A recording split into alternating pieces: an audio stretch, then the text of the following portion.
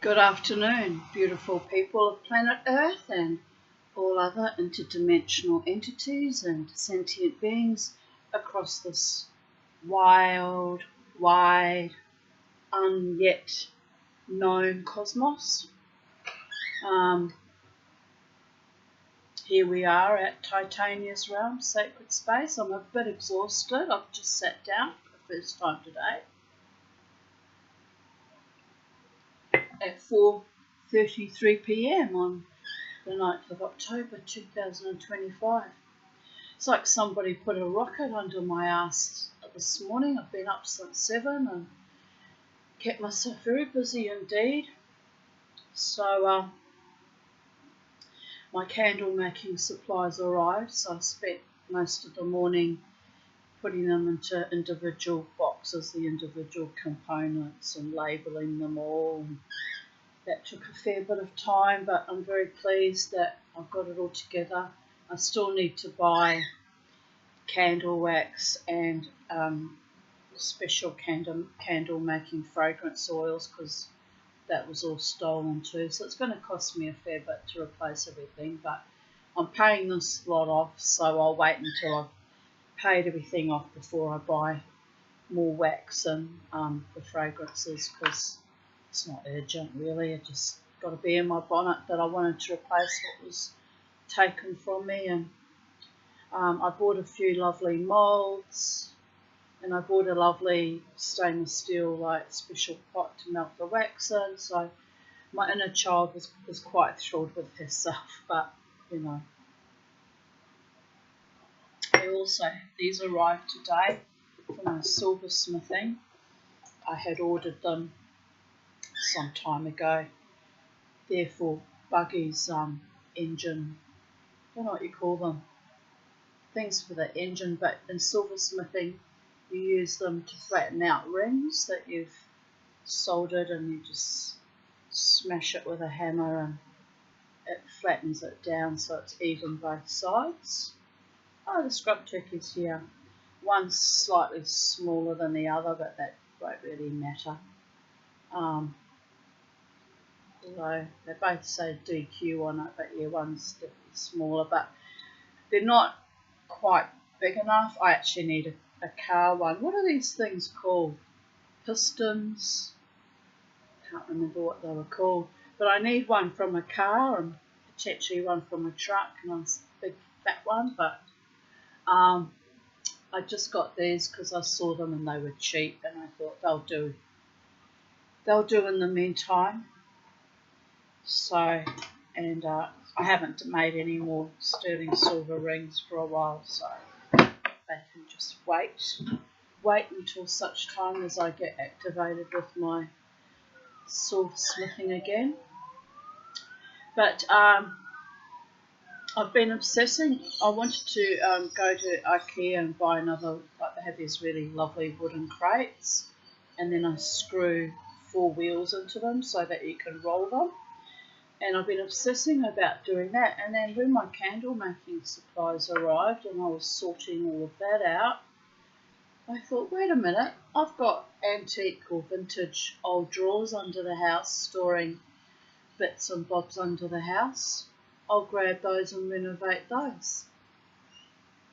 So Clever Mama T has been, I literally just finished it not that long ago, has been, because I hot glued the wheels on them originally and they have a tendency to fall off. So I've been out with my trusty Dremel and my brass screws, screwing in 4 wheels on the two drawers. And it took a fair bit of time screwing them in by hand. And then because the screws are longer than, the width of the timber, I got my Dremel with a grinding attachment on, and I ground off all the sharp part of the screw that was standing upright, because I hate when you're going to grab something and you cut yourself or scratch yourself on things. It was very pedantic. That took me hours and hours grinding those screws down so that they were flush with the timber. And it was a lot of work, but I was outside listening to podcasts, and the Birdie Boys were outside too. Just brought them in not long ago. And then I set about, putting all my art supplies. So I have a drawer for my resin supplies. I've separated them out into 4 different things. It's quite a bit under that spare bed. It's quite a lot, but anyway, it's all divided up into respective things. So I've got 2 IKEA crates. One's full of art supplies, as in painting, paints and pastels and paintbrushes and paint, palette trays, and then what's the other one full of? The other one I put the candle making supplies in, and then the other one, which was a much smaller drawer, I put my market, when I was going to the markets, I made displays, shop displays, so I put that in there because there wasn't a lot and it doesn't take up a lot of room, so I just put them in a smaller box. So they're all together in one box. And the 4th one, what did I put in there? The resin, which is just really old ice cube trays and painter's trays to use for resin, and then I've just got it all organised. So if anyone comes, says, Tanya, where's your resin? Or it's there. Where's your art supplies? It's all under the thickened gas bag. Well, no one stays here anyway.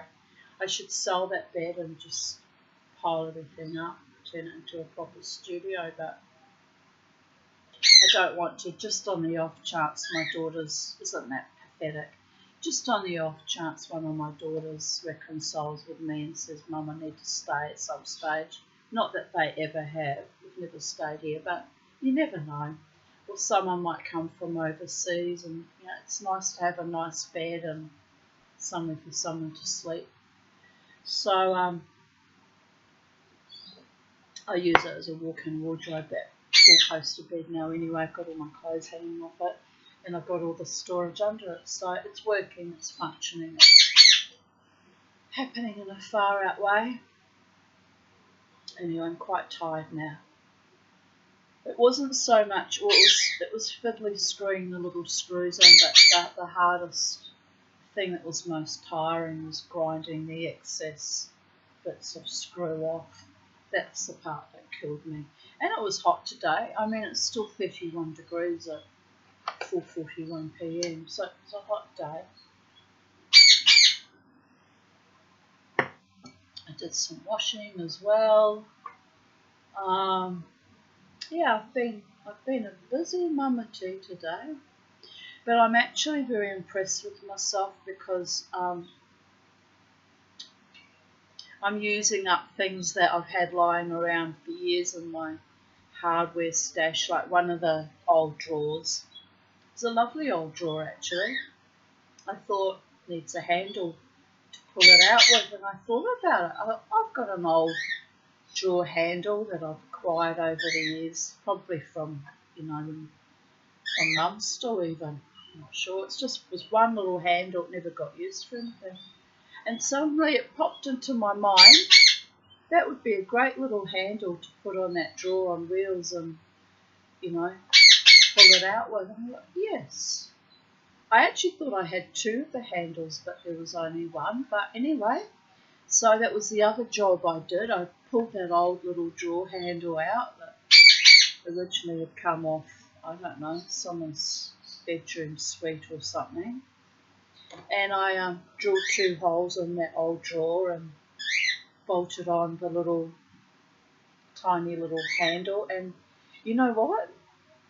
I'm so proud of myself, like a pig in mud, because honestly, how I just remember that I have things in my laundries where I keep all my hardware, how I just remember all of a sudden, bing, it comes to me. It's like my brain's alive. It's like, bing, bing, bing, bing.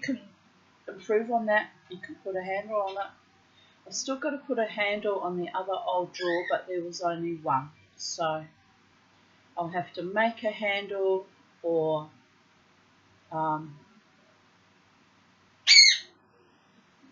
just thinking about that.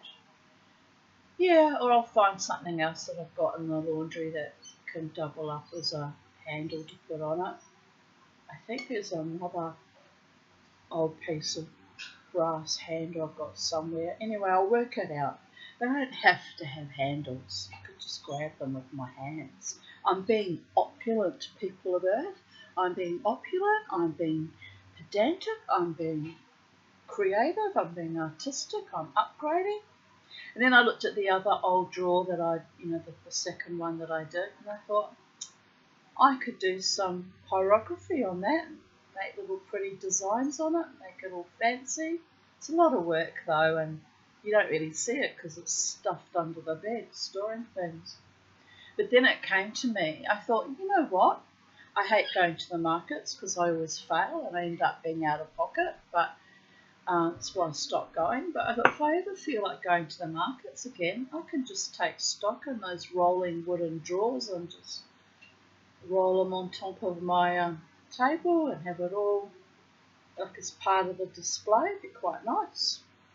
So on that note, I probably should decorate that crappy old, one of them's a bit crappy, decorate it up, make it look a bit more interesting.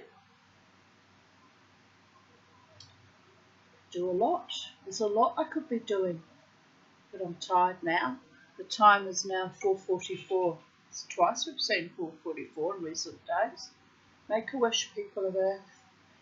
I wish for relaxation and rest after my mad spree. I've been spreeing for the last 3 weeks. Must be spring fever. It's a distraction from the other things I could be doing if I had a wonderful man who understands. Screwing screws into old drawers. Oh well, it's a bit symbolic, isn't it? Never mind, people there. You get that.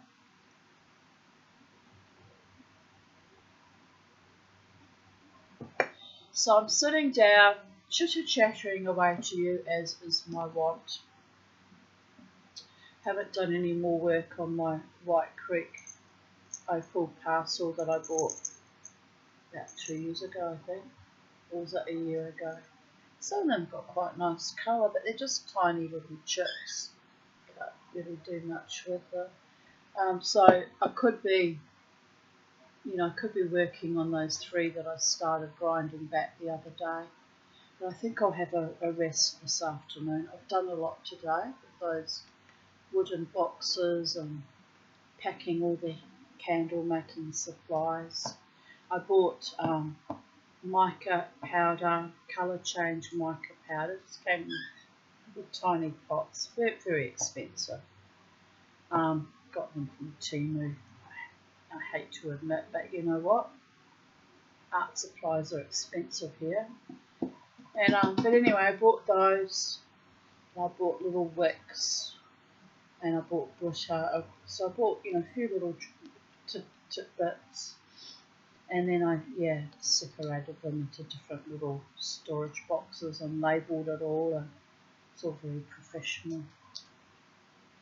And I won't be storing them in the laundry again, so no little bastards can rob me again. That was vicious and nasty to do that.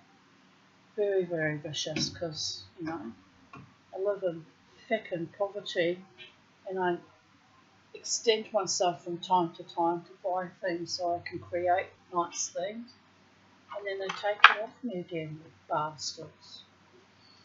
Still mad, I'm still wild about it. Really am furious.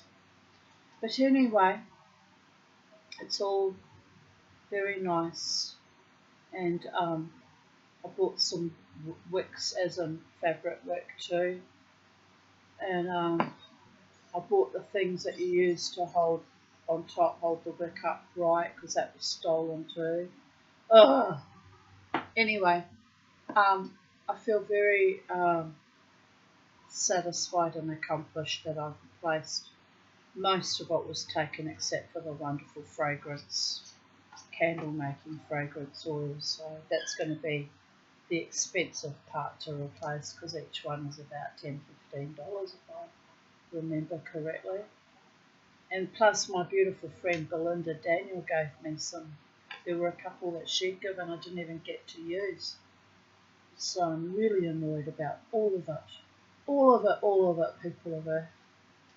But anyway, having it all professionally stored where I can put my hand directly on it feels very successful and accomplished indeed. Feeling really good lately about my little house turned into artist studio and creator studio, and I've got to have everything scrupulously organised because it's such a little house. Everything has to get put away as soon as I finish working with it, otherwise it just grows exponentially. And anywho, people of Earth,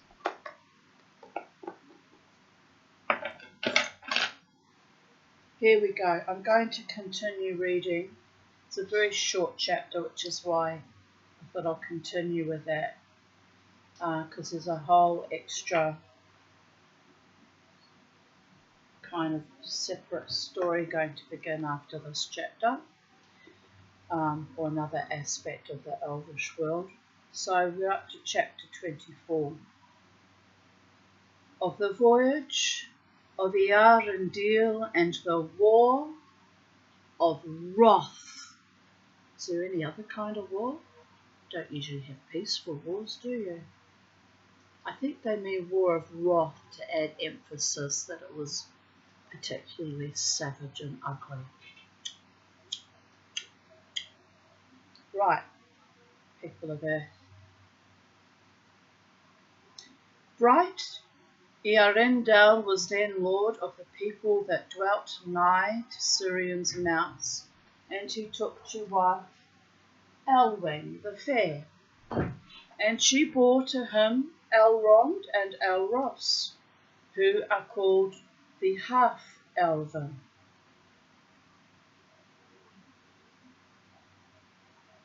Yet Eärendil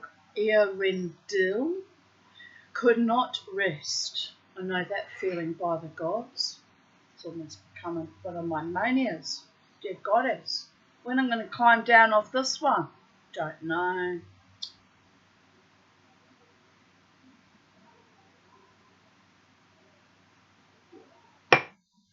I'm tempted to go dancing tomorrow night. I don't have a lot of money left. And I'm tempted to go to Ecstatic Dance at Ipswich, which is $15. It's not a lot to pay, but you know, it's a long drive, and I kind of want to go. I do have enough money that I could get there and back and enjoy the dance. Very tempted. I told my friend Luke that I wouldn't come because it's too far away out of my usual,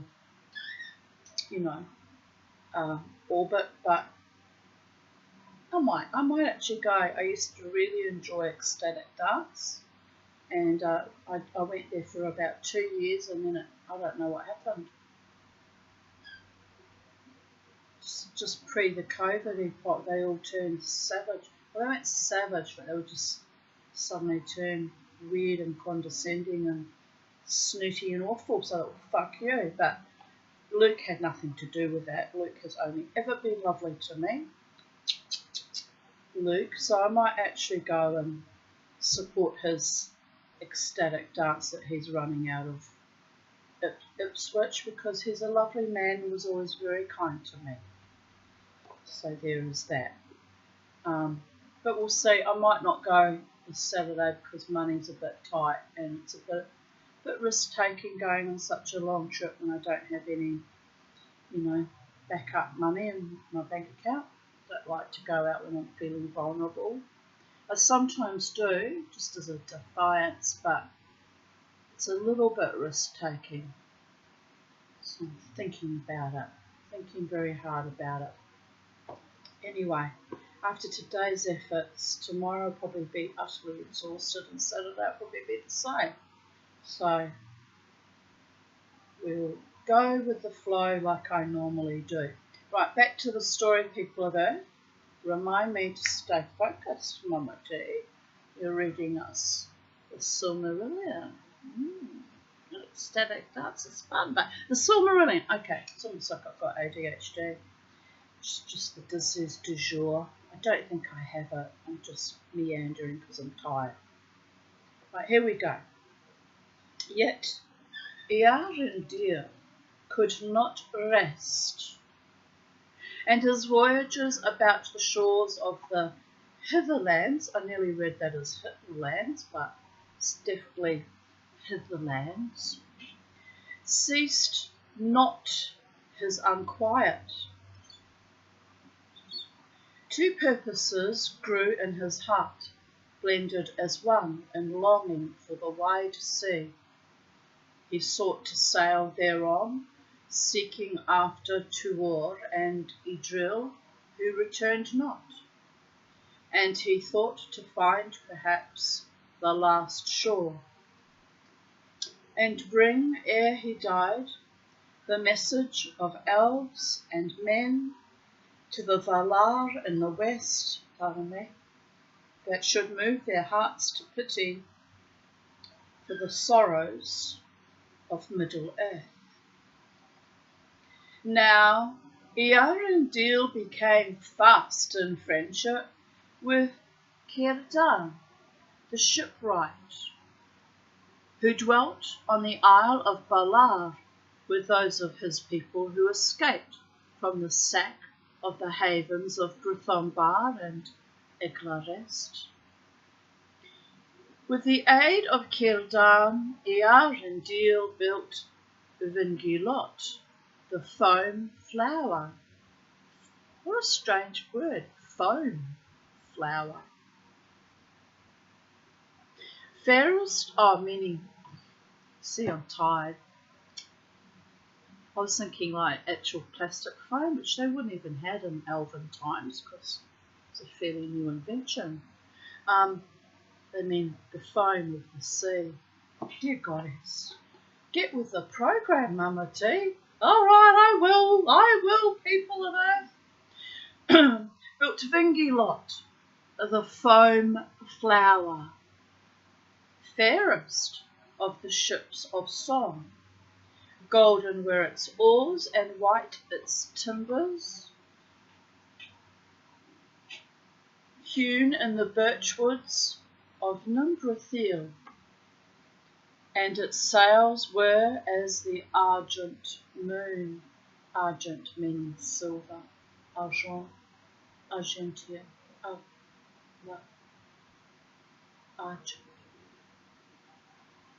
In the lay of Eärendil is many a thing sung of his adventures in the deep and in lands untrodden, and in many seas and in many isles. Need another cup of tea, by the gods. But Elwing was not with him, and she sat in sorrow by the mouths of Sirion. I'm sorry to be annoying and a pain in everyone's rear end, including my own, but I'm going to grab another drink because I'm very thirsty and dehydrated, and I'm going to get some sweet sesame snaps because I'm a bit hungry too. I'll be back, people. Don't mind me what we've gone wrong. Oh, my back hurts from all that hard work. By the gods. Ouch. Alright, here we go. What mess have we created for the mama? We just had the house cleaned today, you evil little snoops. Oh well, I'll have to get to that later, won't I?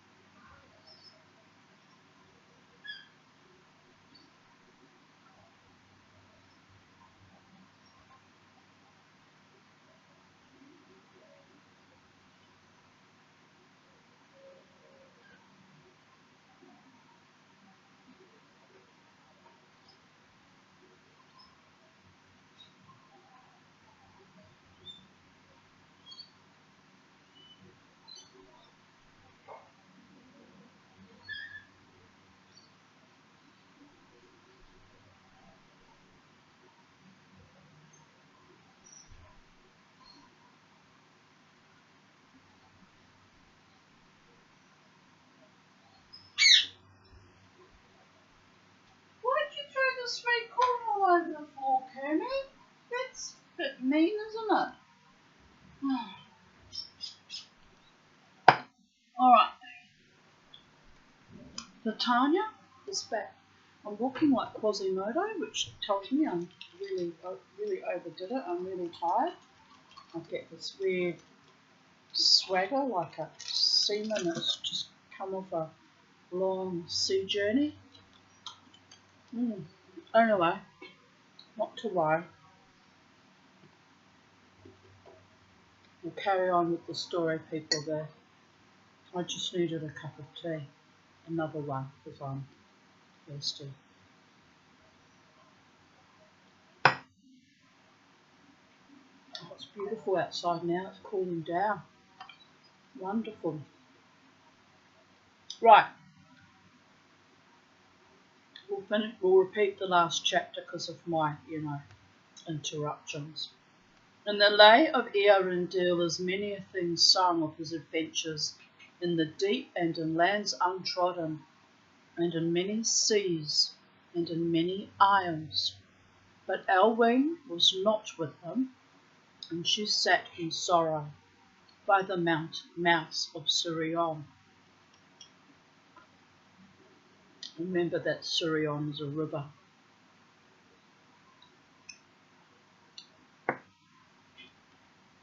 Earendil found not Tuor nor Idril, nor came he ever on that journey to the shores of Valinor.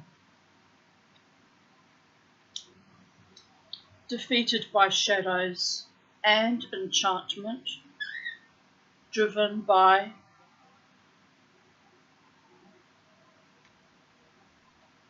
repelling winds, until in longing for Elwing he turned homeward towards the coast of Beleriand. Beleriand. Sounds so wonderful, doesn't it? Sounds like it's saying the beautiful land. Where's my beautiful land, my paradise here on earth? Right here and right now. It starts from up in here, people. By the gods.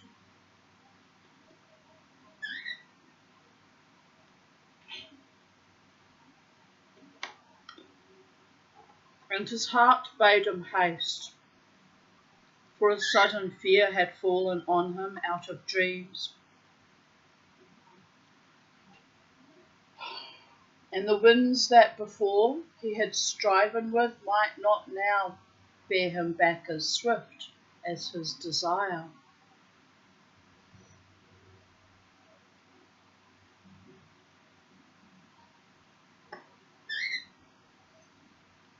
Well, boys, another day's drawing to a close. It's nearly your birdie num num beddy by time.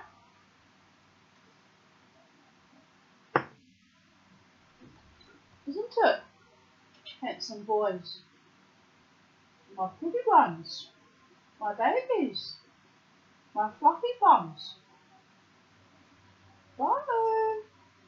Bye-bye. Bobo's full of mischief lately, which is good. It means he's happy. He was so depressed when he came here. He was depressed for about the first 2 months that he was here. It took him a long time. He grieved a long time. And then once he got used to his having a bigger cage and having space, he's much, much happier. So I'm glad I spent that money. It was a lot of money, really. It was money that could have gone on art supplies, even maybe had a little weekend away somewhere, but no, I don't begrudge one little solitary cent of it. I want my boys to be happy, my little ones. Right. Now when first the tidings came to my dross that Elwing yet lived, and dwelt in possession of the Silmaril by the mouths of Sirion, he, repenting of the deeds in Doriath, withheld his hand. But in time The knowledge of their oath unfulfilled returned to torment him and his brothers. And gathering from their wandering hunting paths, they sent messages to the havens of friendship and yet of stern demand. Then Elwing and the people of Sirion would not yield the jewel which Beren had won and Luthien had worn, and for which Dior the fair was slain. And least of all, while Earendil their lord was on the sea, for it seemed to them that in the Silmaril lay the healing and the blessing that had come upon their houses and their ships. And so there came to pass the last and cruelest of the slayings of elf by elf, and that was the third of the great wrongs achieved by the accursed oath.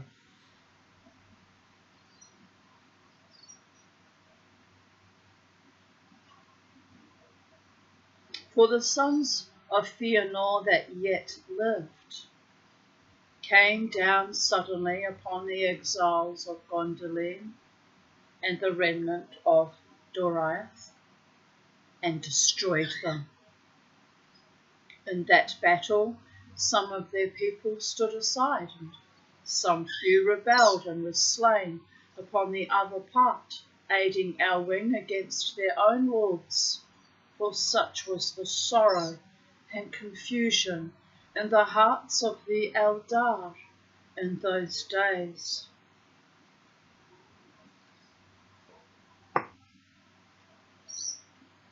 But Maethros and Maglor won the day, though they alone remained thereafter of the sons of Fëanor. For both Amrod and Amras were slain. You playing, little boys? Too late the ships of Círdan and Gil-galad the High King came hastening to the aid of the elves of Sirion, and Elwing was gone, and her sons. Then such few of that people as did not perish in the assault joined themselves to Gil-galad, and went with him to Valar. And they told that Elros and Elrond were taken captive, but Elwing, with the Silmaril upon her breast, had cast herself into the sea. Makes sense to me, doesn't it? Take that thing that caused so much death and destruction with you.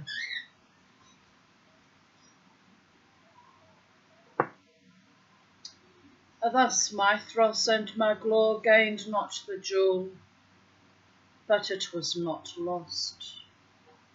For Ulmo bore up Elwing out of the waves, and he gave her the likeness of a great white bird. I wonder if it's an albatross. And upon her breast there shone as a star the Silmaril, as she flew over the water to seek Earendil, her beloved. Isn't that beautiful? Even as a bird she seeks him. True love, people of her. It's the greatest jewel and greatest gift anyone can ever truly have. So don't fuck it up, those of you who have partners, or if you really don't love them, set them free so they can be with the one who loves them truly. Don't be selfish, don't be greedy, don't be corrupt, don't be evil, don't make love into a bind. set them free, and let the right person come into your life. Amen. The Sila.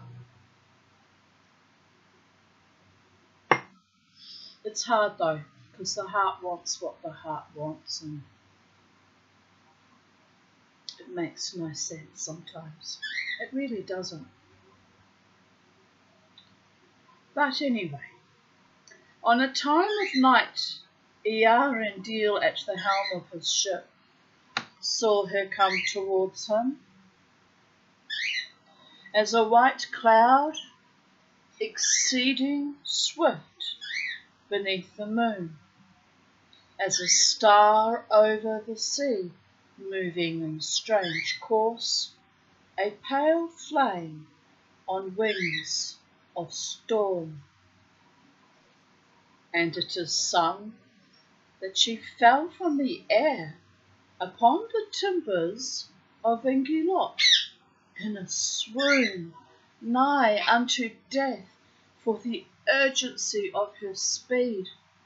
And Eärendil took her to his bosom, but in the morning, with marvelling eyes, he beheld his wife in her own form beside her, with her hair upon his face as she slept.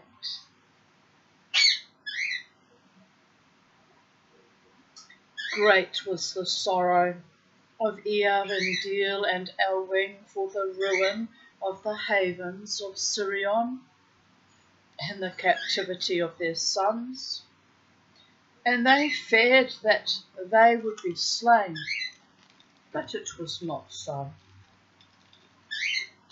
For Maglor took pity upon Elros and Elrond, and he cherished them.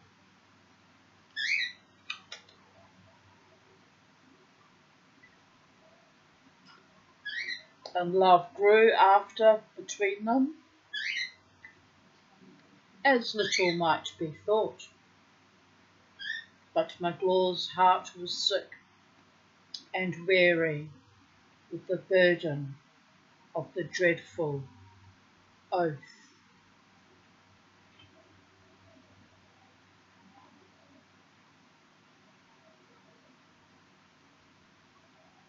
Yet Eärendil saw now no hope left in the lands of Middle-earth, and he turned again in despair, and came not home, but sought back once more to Valinor with Elwing at his side.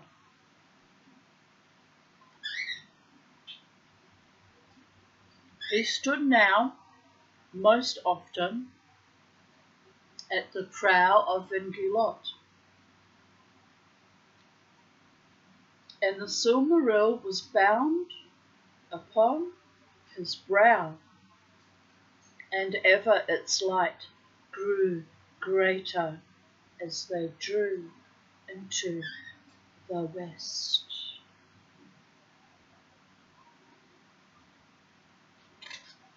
Must have been beautiful to see. And the wise have said that it was by reason of the power of that holy jewel that they came in time to waters that no vessels save those of the Teleri had known. And they came to the enchanted isles and escaped their enchantment. What sort of scuffling going on? Are you attacking each other? You being good boys? Am I good boys? Yeah. Come here, boy. Right. And they came into the shadowy seas. Not very professional, am I? Scuffle, scuffle, mouthful. Oh, Danny Jones and I. You can pick on Danny Jones and I both. It's a Jewish thing we like to eat.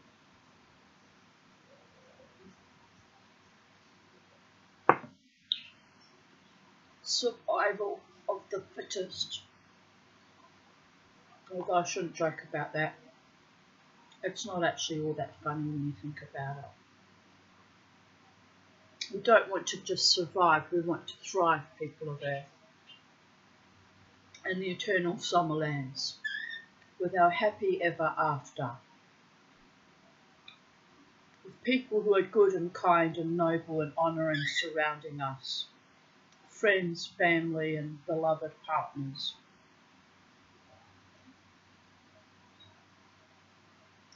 Me, what have I got? Sesame snaps, 2 snappy bitey birds, a cup of tea, my YouTube audience, subscribers, likers and commenters, and my beautiful garden. Actually, you know what? It's not so bad, is it? No. I'm doing very well considering. Been through a lot worse, people of Earth. A lot worse. Don't even know how I survived all of that.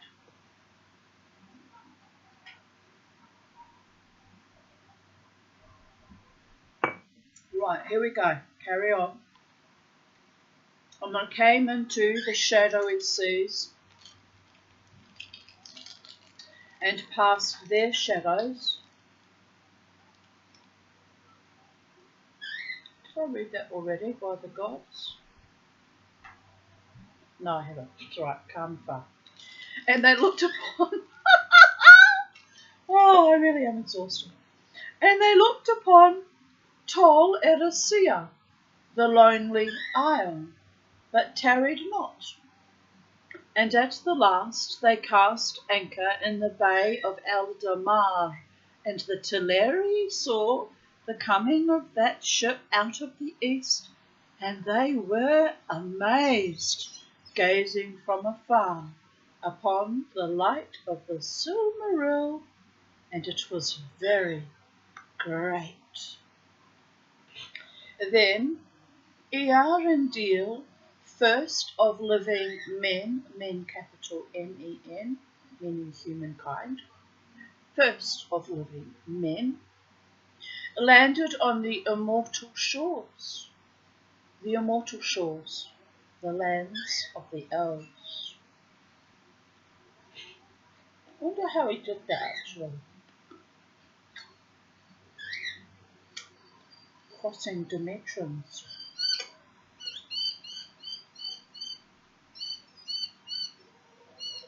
I probably go there every night in my sleep, you understand.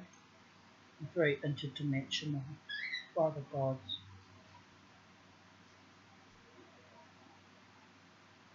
That's why I struggle being stuck in this human flesh that doesn't always work for me.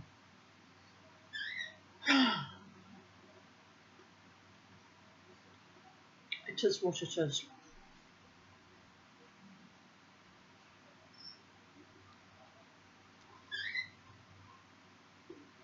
Then Eärendil, first of living men, landed on the immortal shores, and he spoke there to Elwing, and to those that were with him, and they were 3 mariners who had sailed all the seas besides him, Falathar, Erelont, and Eärendil were their names. And Eärendil said to them, Have none but myself shall set, here, none but myself shall set foot, lest you fall under the wrath of the Valar. But that peril I will take on myself alone, for the sake of the 2 kindreds. It's very brave and audacious, isn't it? I like his style. A man of courage and a little bit of audacity.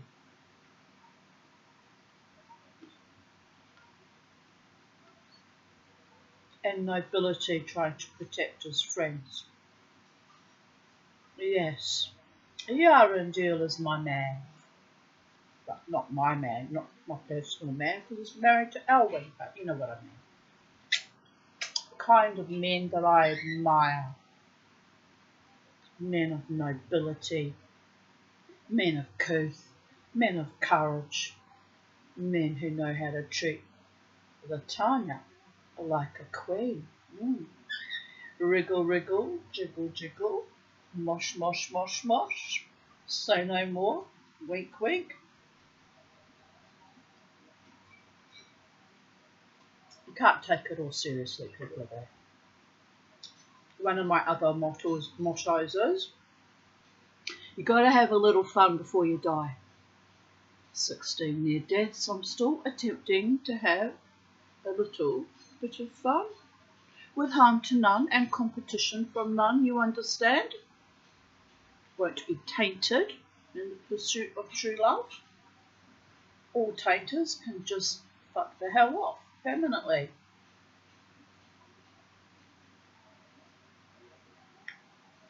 Lovely though some of them were and are. Anyway, where were we? Chewing on sesame snaps, reading stories to my people of Earth, including the Schadenfreudic ones, I'm fairly certain. Watch me with monotonous regularity, because I don't know why. Why would you bother? I'm not watching them. Ooh.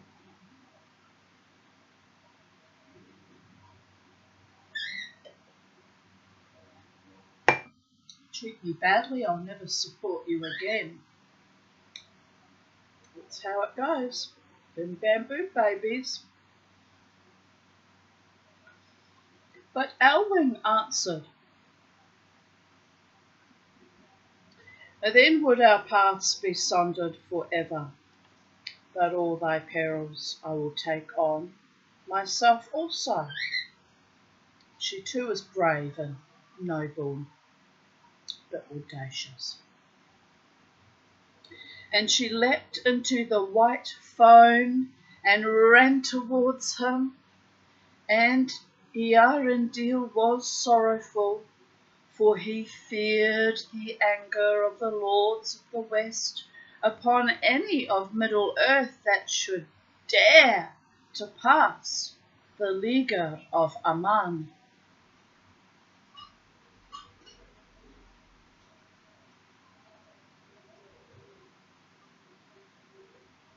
And there they bade farewell to the companions of their voyage, and were taken from them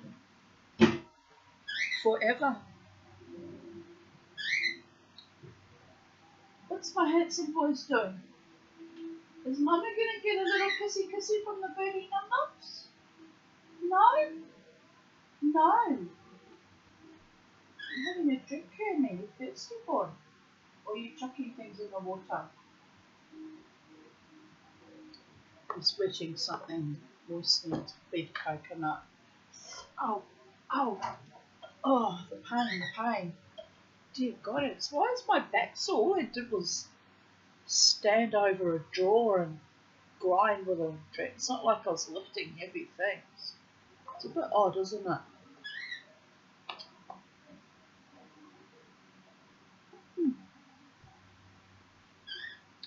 Right, where were we? Then Earendil said to Elwing, await me here, for one only may bring the message that it is my fate to bear. And he went up alone into the land and came into the Kalakirya, and it seemed to him empty and silent, for even as Morgoth and Ungoliant came in ages past, so now Earendil had come at a time of festival, and well nigh all the elven folk were gone to Valimar, or were gathered in the halls of Manwë upon Taniquetil, and few were left to keep watch upon the walls of Tirion. But some there were who saw him from afar, and the great light that he bore, and they went in haste to Valimar. What was that noise? What did you do? Are you fighting again? Look, you just need to stop that. Oh, Kermie! I'm going to have to separate them because he's getting aggro. One moment, people. Now listen to me. It's Birdie Num Num Benny by time. It's not beat up with rubber tie. So you're going to go in your own cage. Yes, he's going to go in his own cage. Thank you. We've been fractious the last few days. I want to get to the screen. Yes, good boy. Good boy. Here you go. Yes, take the cord with you. And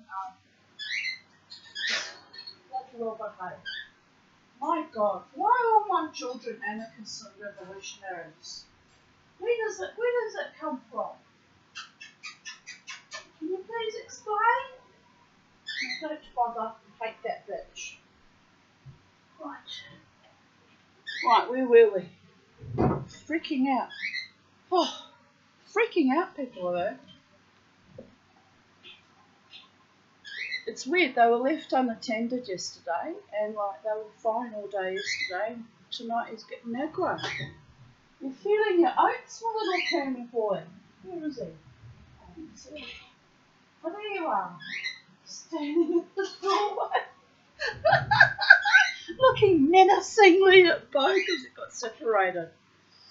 Wow. How does that song go? You gotta keep them separated. Boom chicka bow wow, but it's not bow wows, it's no meow meows either, it's boom chicka chicka chicka, tweet tweet tweet.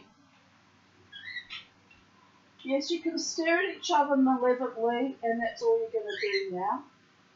Oh, look, he's on his swing, swinging vigorously.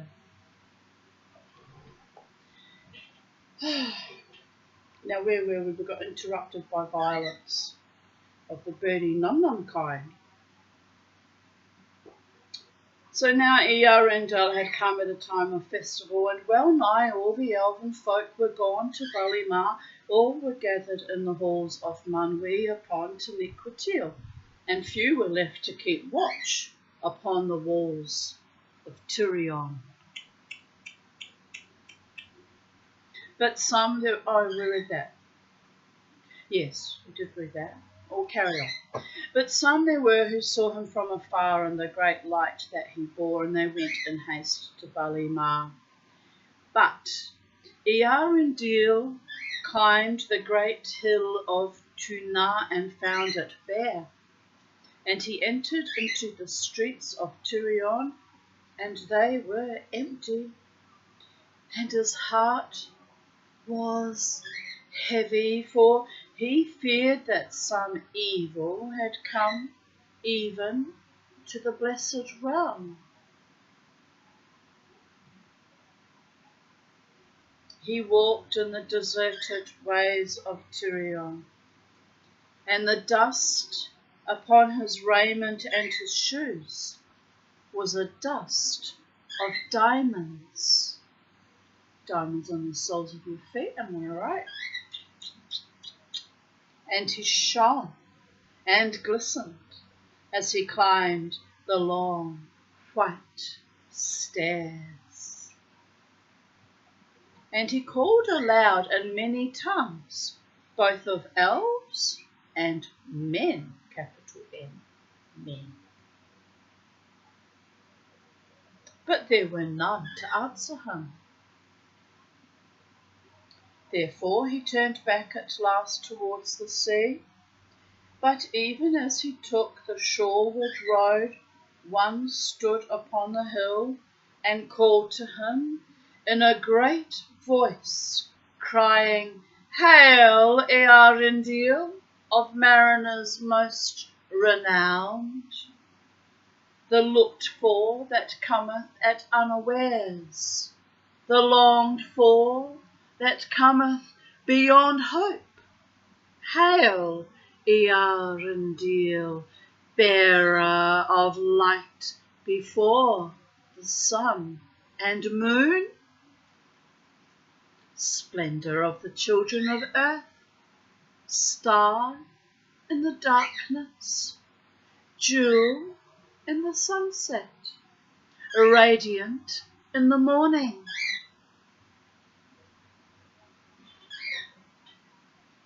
That voice was the voice of Eonwe. Eonwe. I'm going to pronounce it that way. That voice was the voice of Eonwe, herald of Manwe, and he came from Valimar and summoned Earendil to come before the powers of Arda.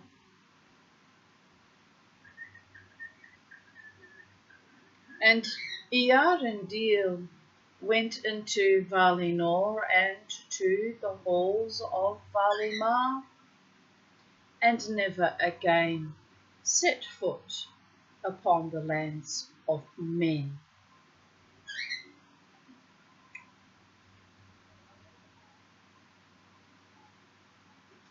Then the Valar took counsel together, and they summoned Ulmo from the depths of the sea, and Earendil stood before their faces and delivered the errand of the two kindreds.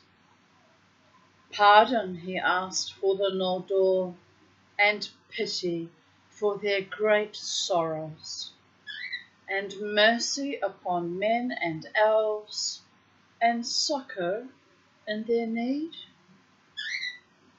And his prayer was granted.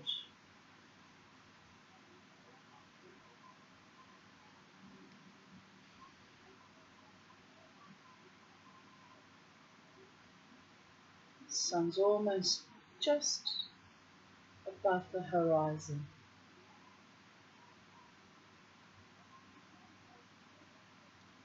It is told among the elves that after Earendil had departed, seeking Elwing his wife, Mandos spoke concerning his fate, and he said, "Shall mortal man step living upon the undying lands and yet live?"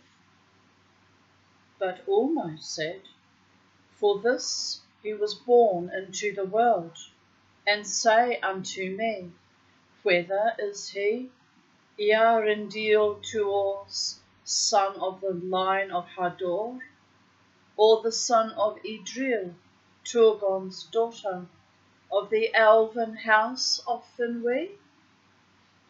And Mandos answered, "Equally the Noldor, who went fulfully into exile, may not return hither." But when all was spoken, Manwë gave judgment, and he said,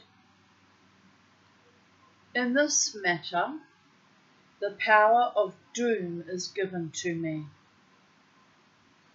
There's a weird little light on my, just gonna charge us up. It's better.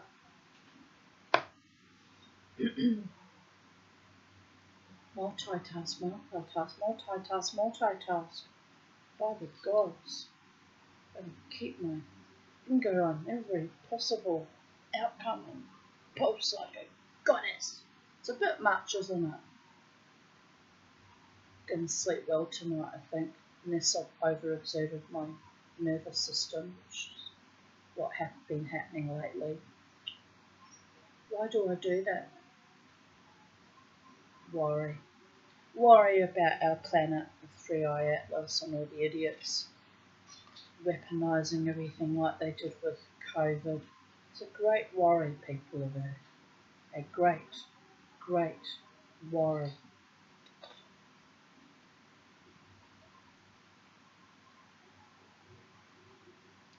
Now, where were we? In this, Manwe's giving judgment.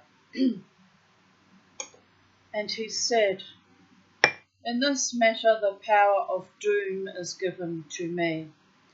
The peril that he ventured for love of the two kindreds shall not fall upon Earendil, nor shall it fall upon Elwing, his wife, who entered into peril for love of him. But they shall not walk again ever among elves or men in the outer lands. And this is my decree concerning them. To Earendil and to Elwing and to their sons shall be given leave each to choose freely to which kindred their fates shall be joined, and under which kindred they shall be judged. Now when Earendil was long time gone, Elwing became lonely and afraid, and wandering by the margin of the sea, she came near to Aqualondi, where lay the Teleran fleets. There the Teleri befriended her, and they listened to her tales of Dariath and Gondolin and the griefs of Beleriand, and they were filled with pity and wonder. And there Earendil, returning, found her at the haven of the swans. But ere long they were summoned to Valimar, and there the decree of the elder king was declared to them. Then Earendil said to Elwing, choose thou, for now I am weary of the world. And Elwing chose to be judged among the firstborn children of Iluvatar, because of Luthien, and for her sake Earendil chose alike, though his heart was rather with the kindred of men and the people of his father. Then at the bidding of the Valar, Eonwy went to the shore of Aman, where the companions of Earendil still remained, awaiting tidings. And he took a boat, and the 3 mariners were set therein, and the Valar drove them away into the east with a great wind. But they took Vingilot, and hallowed it, and bore it away through Valinor to the uttermost rim of the world. And there it passed through the door of night, and was lifted up even into the oceans of heaven.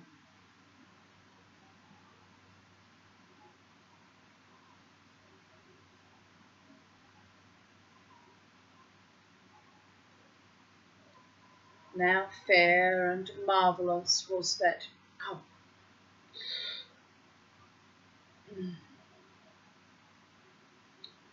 Now fair and marvellous was that vessel made, and it was filled with a wavering flame, pure and bright. And Earendil the mariner sat at the helm, glistening with dust of elven gems, and the Silmaril was bound upon his brow. Far he journeyed in that ship, even into the starless voids. but most often was he seen at morning or at evening, glimmering in sunrise or sunset, as he came back to Valinor from voyages beyond the confines of the world.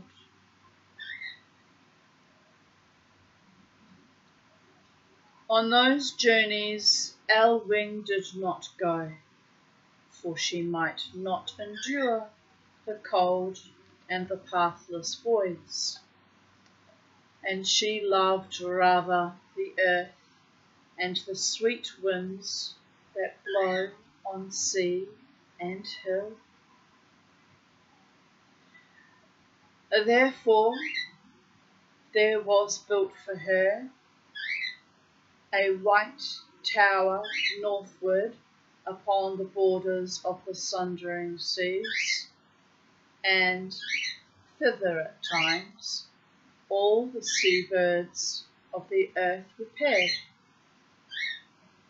And it is said that Elwing learned the tongues of birds, who herself had once worn their shape, and they taught her the craft of flight, and her wings were of white and silver grey. And at times, you really go to sleep with my babies? My little pony boy. My handsome boy. My goodness. What about you, Bo? And at times, when Eärendil, returning, drew near again to Arda, she would fly to meet him, even as she had flown long ago, when she was rescued from the sea. Then the far-sighted among the elves that dwelt in the lonely isle would see her like a white bird shining, rose-stained in the sunset, as she soared in joy to greet the coming of Vingilot to haven.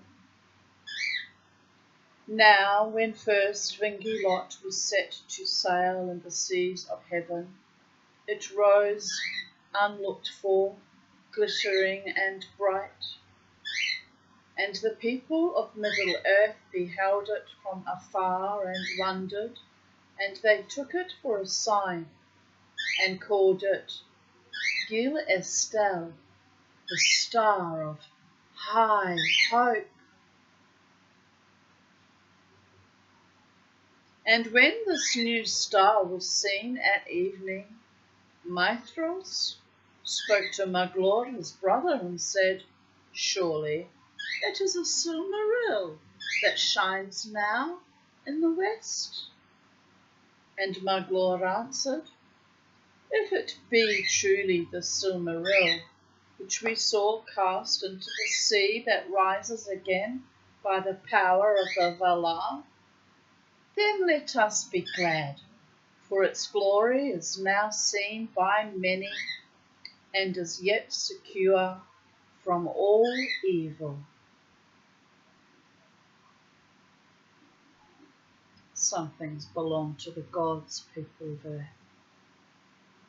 Better off kept with the gods. Then the elves looked up and despaired no longer, but Morgoth was filled with doubt. Yet it is said that Morgoth looked not for the assault that came upon him from the west, for so great was his pride become that he deemed that none would ever again come with open war against him.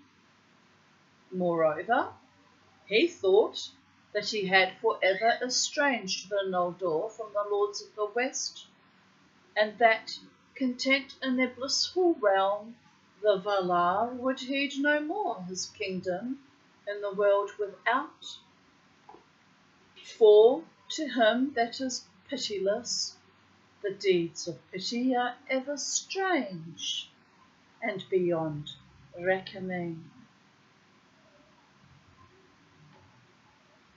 But the host of the Valar prepared for battle, and beneath their white banners marched the Vanyar, the people of Ingvi, and those also of the Noldor who never departed from Valinor, whose leader was Finarfin, the son of Finwë. Just thinking I need to start organising, getting my Halloween decorations and buy some more lollies. It's the 9th today. It's creeping up fast, isn't it? Only 3 more weeks. Halloween.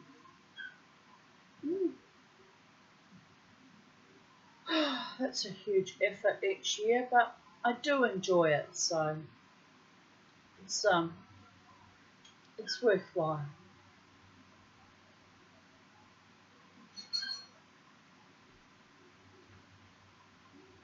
Few of the Teleri were willing to go forth to war, for they remembered the slaying at the Swan Haven and the rape of their ships. But they hearkened to Elwing, who was the daughter of Dior Eluhil, and come of their own kindred, and they sent mariners enough to sail the ships that bore the host of Valinor east over the sea.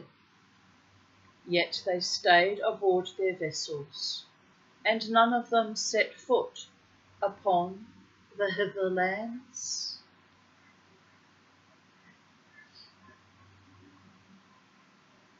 Of the march of the host of the Valar to the north of Middle-earth little is said in any tale, for among them went none of those elves who had dwelt and suffered in the hitherlands, and who made the histories of those days that still are known. And tidings of these things they only learned long afterwards from their kinsfolk in Aman. But at the last, the might of Valinor came up out of the west, and the challenge of the trumpets of Eowyn filled the sky, and Beleriand was ablaze with the glory of their arms, for the host of the Valar were arrayed in forms young and fair and terrible, and the mountains rang beneath their feet. Hello, Kookaburra. What are you doing? There's not much corn left on that piece. Oh, bless. Oh, haven't given you chicken for a while. He says, I know, Mama T, you stingy old hag. It's about time you gave me some chicken. I love you. Chicken or no chicken, you are loved, little bird.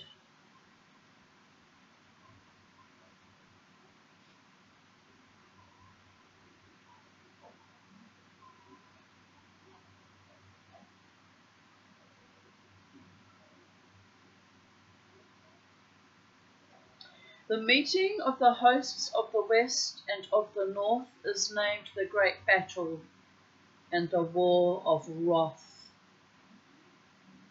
There was marshalled the whole power of the throne of Morgoth, and it had become great beyond count, so that Unfouglith could not contain it, and all the north was aflame with war. But it availed him not. The Balrogs were destroyed, save some few that fled and hid themselves in caverns inaccessible at the roots of the earth. And the uncounted legions of the orcs perished like straw in a great fire always swept like shriveled leaves before a burning wind. Few remained to trouble the world for long years after, and such few as were left of the three houses of the elf friends, fathers of men, fought upon the part of the Valar, and they were avenged in those days for Baragund and Barahir, Galdor and Gundor, Huor and Hurin, and many others of their lords. But a great part of the sons of men, whether of the people of Uldor or others new come out of the east, marched with the enemy, and the elves do not forget it. Sorry, I don't know what's going on here. Nothing.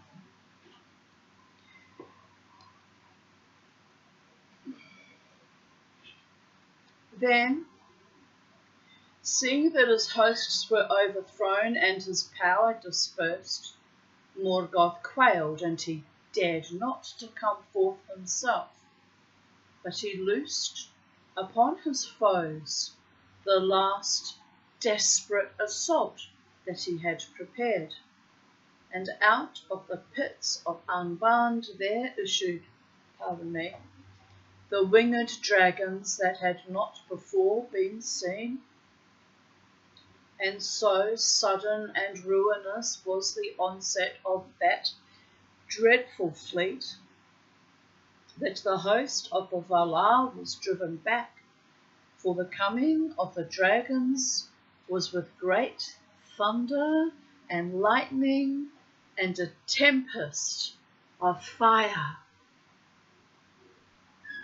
But Eärendil came, shining with white flame, and about Vingulot were gathered all the great birds of heaven, and Thorondor was their captain, and there was battle in the air all the day and through a dark night of doubt. Before the rising of the sun, Eärendil slew Uncalegon the Black, the mightiest of the dragon host, and cast him from the sky, and he fell upon the towers of Thangorodrim, and they were broken in his ruin. Just going to turn the light on a little bit. That's a bit better, isn't it?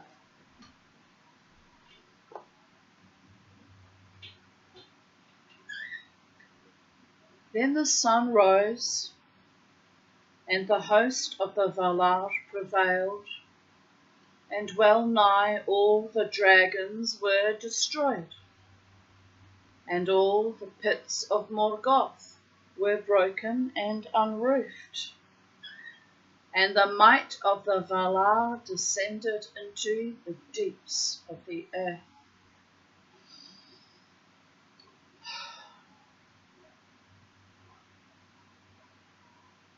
There Morgoth stood at last at bay, and yet unvaliant.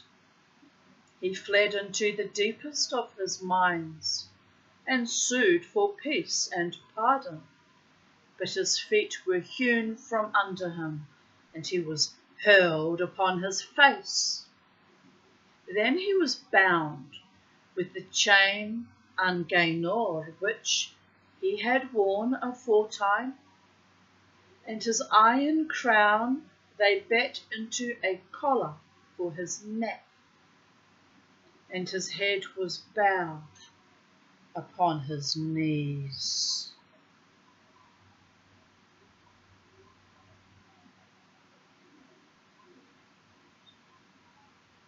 And the two Silmarils, which remained to Morgoth, were taken from his crown, and they shone and they excuse me, and they shone unsullied beneath the sky. And Eonwe took them and guarded them. Thus an end was made of the power of Angband in the north, and the evil realm was brought to naught. And out of the deep prisons a multitude of slaves came forth beyond all hope into the light of day, and they looked upon a world that was changed. For so great was the fury of those adversaries that the northern regions of the western world were rent asunder, and the sea roared in through many chasms, and there was confusion and great noise, and rivers perished or found new paths, and the valleys were upheaved and the hills trod down, and Sirion was no more.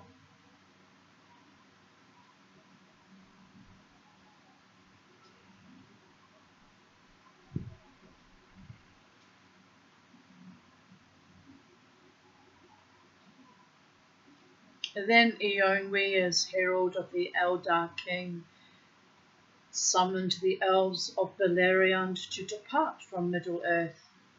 But Mithros and Maglor would not hearken, and they prepared, though now with weariness and loathing, to attempt in despair the fulfilment of their oath. For they would have given battle for the Silmarils, were they withheld, even against the victorious host of Valinor, even though they stood alone against all the world. And they sent a message, therefore, to Eonwe, bidding him yield up now those jewels which of old Fëanor their father made, and Morgoth stole from him. But Eonwe answered that the right to the work of their father, which the sons of Fëanor formerly possessed, had now perished because of their many and merciless deeds, being blinded by their oath, and most of all because of their slaying of Dior and the assault upon the havens. The light of the Silmarils should go now into the west, whence it came in the beginning. And to Valinor must Mithros and Maglor return, and there abide the judgment of the Valar, by whose decree alone would Eonwe yield the jewels from his charge. Then Maglor desired indeed to submit, for his heart was sorrowful, and he said, "The oath says not that we may not bide our time, and it may be that in Valinor all shall be forgiven and forgot, and we shall come into our own in peace." But Mithros answered that if they returned to Aman, but the favour of the Valar were withheld from them, then their oath would still remain, but its fulfilment be beyond all hope. And he said, "Who can tell to what dreadful doom we shall come, if we disobey the powers in their own land, or purpose ever to bring war again into their holy realm?" Yet Magloire still held back, saying, "If Manwe and Vardar themselves deny the fulfilment of an oath to which we named them in witness, is it not made void?" And Maithros answered, "But how shall our voices reach to Iluvatar beyond the circles of the world? And by Iluvatar we swore in our madness, and calling the everlasting darkness upon us, if we kept not our word. Who shall release us?" "If none can release us," said Magloire, "then indeed the everlasting darkness shall be our lot, whether we keep our oath or break it. But less evil shall we do in the breaking." Yet he yielded at last to the will of Maithros, and they took counsel together how they should lay hands on the Silmarils. And they disguised themselves and came in the night to the camp of Eonwe and crept into the place where the Silmarils were guarded. And they slew the guards and laid hands on the jewels.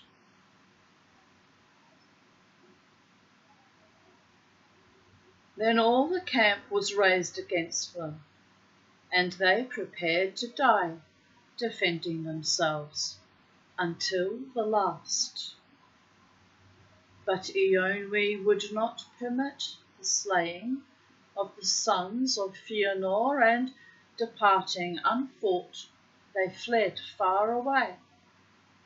Each of them took to himself a Silmaril, for they said, "Since one is lost to us, and but two remain, and we two alone of our brothers, so it is plain that fate would have us share the heirlooms of our father."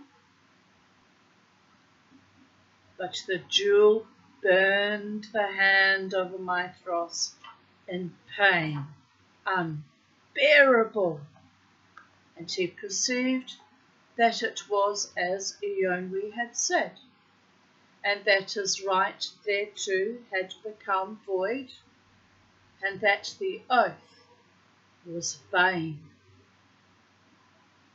And being in anguish and despair, he cast himself into a gaping chasm filled with fire, and so ended.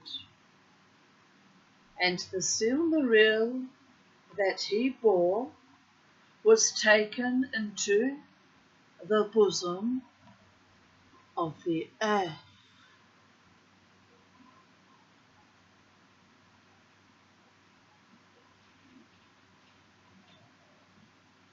And it is told of Magloire that he could not endure the pain with which the Silmaril tormented him, and he cast it at last into the sea, and thereafter he wandered ever upon the shores, singing in pain and regret beside the waves. For Magloire was mighty among the singers of old, named only after Dairon of Doriath, but he came never back among the people of the elves. And thus it came to pass that the Silmarils found their long homes, one in the airs of heaven, one in the fires of the heart of the world, and one in the deep waters.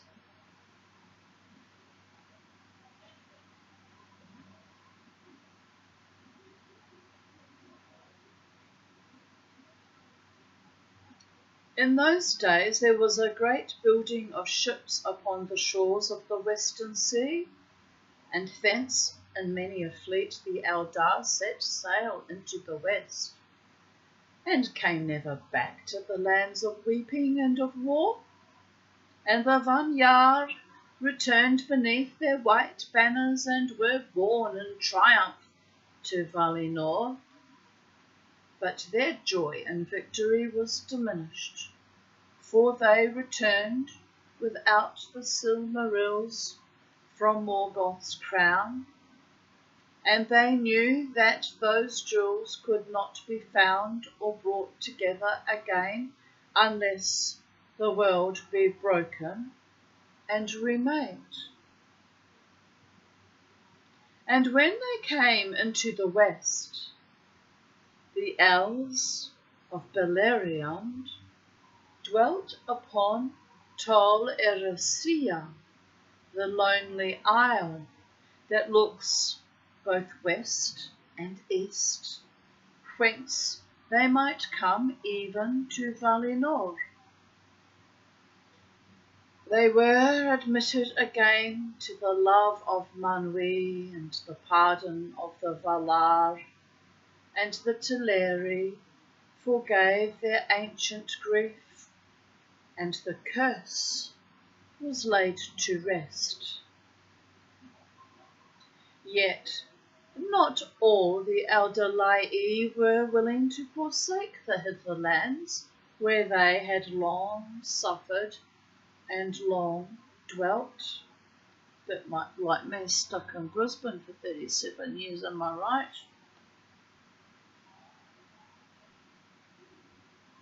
Well, it is what it is. And some lingered many an age in Middle-earth.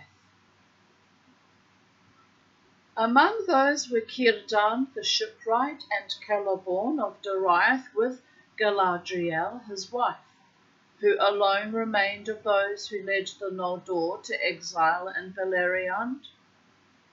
In Middle-earth dwelt also Gil-galad the High King, and with him was Elrond, half-elven, who chose, as was granted to him, to be numbered among the Eldar. But Elros, his brother, chose to abide with men.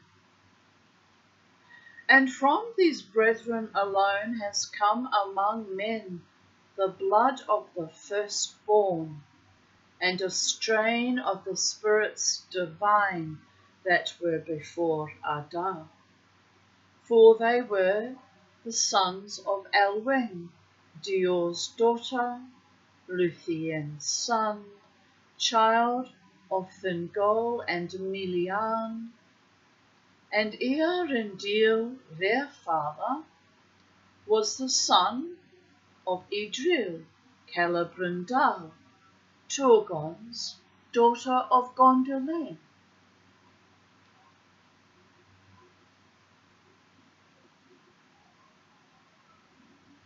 But Morgoth himself, the Valar thrust through the door of night, beyond the walls of the world, into the timeless void. And a guard is set forever on those walls. And Eärendil keeps watch upon the ramparts of the sky. Yet the lies that Melkor, the mighty and accursed Morgoth Bauglir, the power of terror and of hate, sowed in the hearts of elves and men, are a seed that does not die and cannot be destroyed. And ever and anon it sprouts anew and will bear dark fruit, even unto the latest days.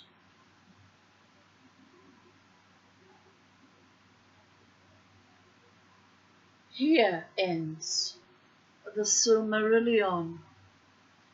If it has passed from the high and the beautiful to darkness and ruin, that was of old the fate of Ardar marred. And if any change shall come, and the marring be amended, Manwë and Vardar may know, but they have not revealed it, and it is not declared in the dunes of Mandos.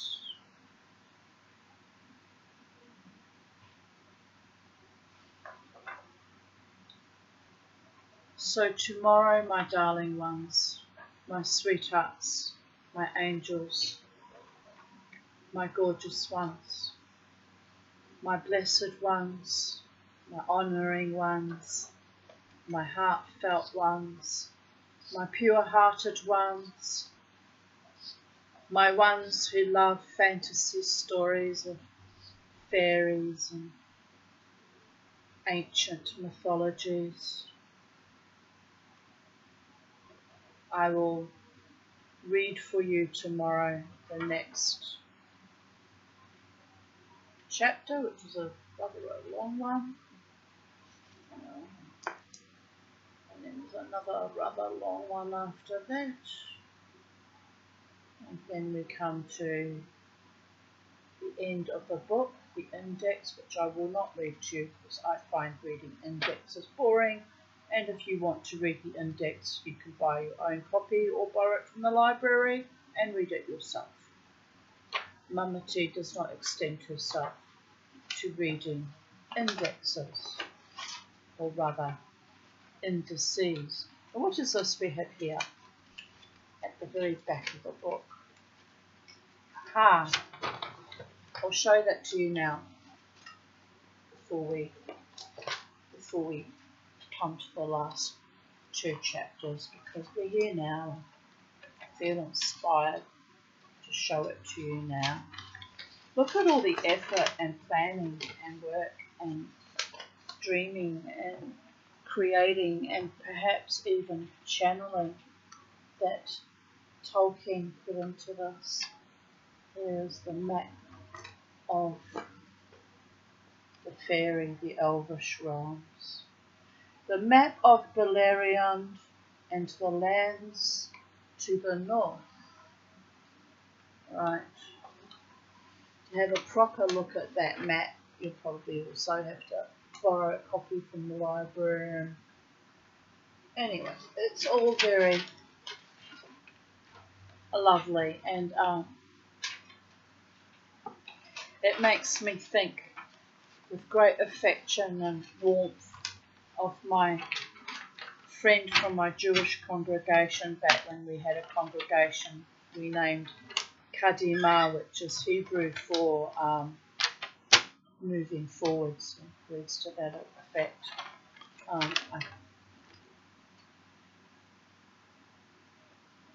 Was it hope?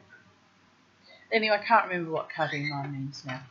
We had this congregation that we formed, and it was very lovely, and we were all very spiritual and artistic and stoic and courageous and quite sweet. We were younger then, of course. And anyway, my friend, who at that point of time was Associate Professor John Bradley, made the most beautiful, he showed it to me, it was, him and his wife showed it to me, nothing untoward people about. But I admired, he was a wonderful artist, and I admired greatly his creativity, and things he created were just stunning. So thinking of Tolkien always makes me think with some sweetness of John Bradley, who had made at some stage out of soapstone, that he hand carved each piece, a chess set of not the Silmarillion, but all the characters of Lord of the Rings. And it was just so beautiful and magical and powerful. that I got inspired, because this was like, what year was that? 2002, 2003. So, 22 years ago, by the gods. It's going to take me a little while to get up because I'm driving and they're going to hear, so just don't mind me. Not sure how I twisted my back, but that is what it is. But anyway.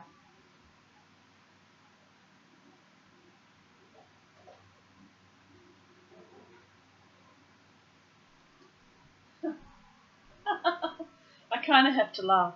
So, inspired by his great carving, sculpture making, which was brilliant, I bought 3 chunks of soapstone, and I've never done anything much with them. I scratched around at one a few years ago, but I was inspired by my beautiful John Bradley. So one day I should probably give these to an artist that works with soapstone, because I don't think I'm going to do anything with them. But I keep them just in case, you understand.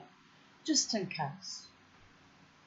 And I'm nowhere near have his skills as artistry. So, there is that.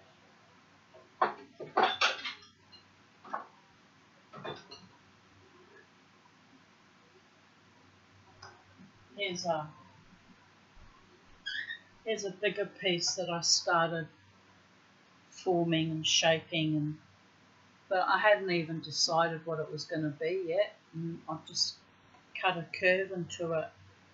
So I did make some effort. But anyway, the mama too, she gets, typical Aries, she gets inspired to take on projects, and sometimes she never completes them, and it is what it is. So I've got lots of projects now that I can do that are on the that are imminent.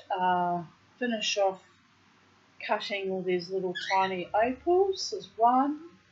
Continuing on with spinning my fleece, which I'm really enjoying. So that's 2, and then the candle making, which is 3. And when I can afford some more sterling silver sheet and wire and bezel stuff and more stuff, I'll get back into my silversmithing to make things with these little opals. And I've been requested to make a pendant for my friend Belinda, which I haven't forgotten. I'm just waiting till I can buy some more sheet. And it's all happening in a far out way. It's all happening, people of Earth. And then, of course, my other creativity is reading you my stories on YouTube. So for a woman that hasn't worked in 25 years, I work very hard, but of course none of it is things that generate an income. Just a bit frustrating and disappointing at times, but as long as I'm keeping myself busy and I'm enjoying making what I'm making. And today's Michigas Insanity was upgrading those old wooden drawers as storage boxes. It was hard work, but I actually enjoyed it. So there's not much more room under the bed. That all those boxes take up, the right hand side of the bed underneath, and then I've got other stuff under the left hand side, but they're old vintage suitcases, so I might think about donating them to charity. I don't know if I want to keep them anymore. See what I've got in them. I've got to maximise the space in this little house, and I'm doing very well so far. Most things are kept in boxes, or this is all my opal polishing things, and I've got it all under control, I think. So anyway, I hope you enjoyed the Silmarillion, and yes, I'll be back to finish off. Tomorrow will be the next chapter, and then the day after that, one more chapter. Well, it depends if I break them up because they're quite long.